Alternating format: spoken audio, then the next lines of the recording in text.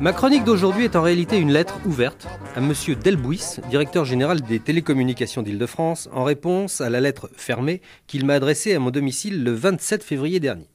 Mon cher Delbouis, j'ai bien reçu ta lettre. J'espère que tu ne m'en veux pas de ce tutoiement, mais je dis tu à tout ce que j'aime, et justement tu commences à me plaire.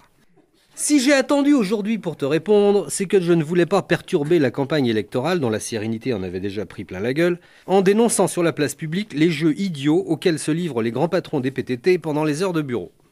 Je rappelle l'essentiel de ta lettre, dont je me suis autorisé à virer les adverbes superflus et les bizarreries syntaxiques qu'on t'a apprises à l'ENA pour faire joli dans les discours abscons. Alors, monsieur, par suite d'un incident qui a affecté le dispositif de modulation horaire des tarifs du commutateur téléphonique sur lequel votre ligne est raccordée, les communications interurbaines établies durant la journée du 1er janvier 1986 ont été taxées selon le tarif applicable au jour ouvrable. Je vous demande de bien vouloir nous communiquer une estimation de la durée des communications interurbaines établies ce jour-là à partir de votre ligne, afin que les rectifications nécessaires soient apportées à votre compte. Vous voudrez bien communiquer avec votre estimation de la durée, l'heure et le numéro d'appel des communications qui ont été établies. En vous priant de bien vouloir accepter mes regrets, l'inspecteur général directeur des télécommunications d'Île-de-France, A. Delbouis. Mon cher Delbouis, je rends hommage à ta scrupuleuse honnêteté. Hélas, le 1er janvier dernier, comme tout fêtard de base heureux d'avoir progressé d'une révolution de plus autour du soleil, j'étais complètement bourré. J'étais pété comme un serre-joint, pour parler comme ton collègue de la Lyonnaise des Eaux.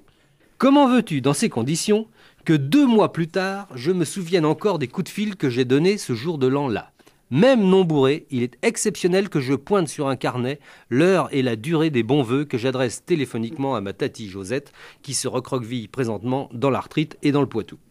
Une femme admirable au demeurant, dont je suis l'unique réconfort et l'unique héritier, et qui comprendrait mal que je la chronométrasse chaque fois que je l'appelle, dans le seul but de réparer, cher Delbouis, tes conneries de lendemain de réveillon.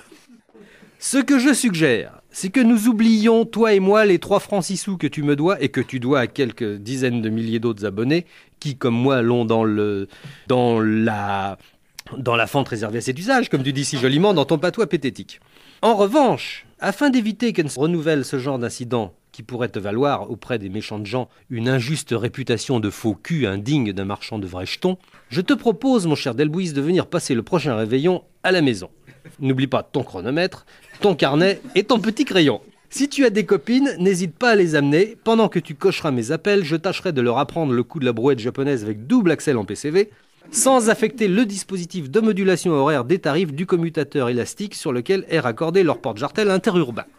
Accessoirement, chers auditeurs, n'hésitez pas à me faire part des tracasseries kafkaïennes et autres mesquineries courtelino-ubuesques dont vous seriez les victimes. Dénoncez-moi les hauts et les bas fonctionnaires qui vous escagassent les neurones ou vous boursouflent les surrénales du haut de leur incompétence en blouse grise. Je saurais mettre ma haine au service de la vôtre pour défendre, s'il le fallait, la veuve contre l'orphelin. Vous pouvez compter sur moi, je le ferai sans élégance ni mansuétude, avec ce manque de courtoisie dans le ton et cette trivialité dans le verbe qui sont indispensables à la crédibilité de l'insulte.